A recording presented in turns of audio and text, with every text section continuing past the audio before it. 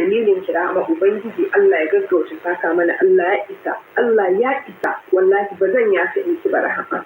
Sannan ya kamata da an bar wannan maganar haka, wasu daga ciki sun zo suna mara miki baya saboda ba sa son annabi, ba sa kishin annabi, saboda kwaɗayin abin duniya ko kuma kwaɗayin abin da za su samu to gurin ki ko ta ɓangare sun zo suna goya baya. Har wani naji yana zuwa yana zagi Ibrahim Shabu kan wai ya ce a tada a kone gidanku a yi mewa yake da suna, ni ban ma san shi ba a Kano, ban san shi ba, wani yana nan a Kaduna yake abu waye something about ba daidai ba ne wannan. So kake ka tada hargitsi, shi bai sai a kashe a kona a yi waye ba, an tada hankali abu ne haramun ne ta da fitina.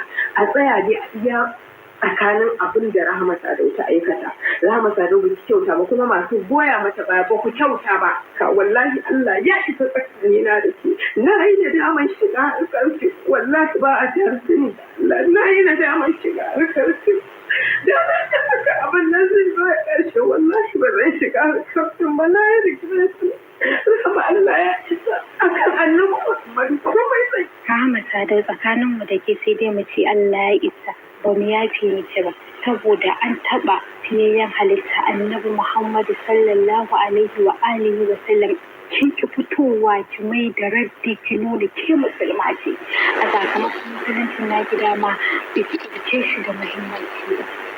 Ita an fito ana miki magana ba wai din shi da kike bane, in zaki yawo tsirara biki kai akuya ba, biki kai alade ba. Mu ba wannan bane ya bata mana rai a sakamakon annabi Muhammadu sallallahu alaihi wa sallam. Ma an yi batanci a kan shi, biki fito kin nuna abin ya miki ciwo ba mu yafe miki ba, ya ke mana abuka.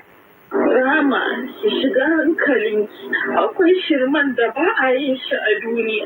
Mata kafin ke dubinki sun zo sun wuce, kuma har gobe haifa ake, ba a ki da abin da za ki nuna. Ni ban taba da na sanin yin fim ba, amma yau na yi da na sanin yin fim saboda sai an kwatance da ke yan fim ce. Kuma ba haka muka yi fim ba, kin cuce mu, kuma tsakaninmu da ke Allah ya isa wallahi, Allah ya shirya.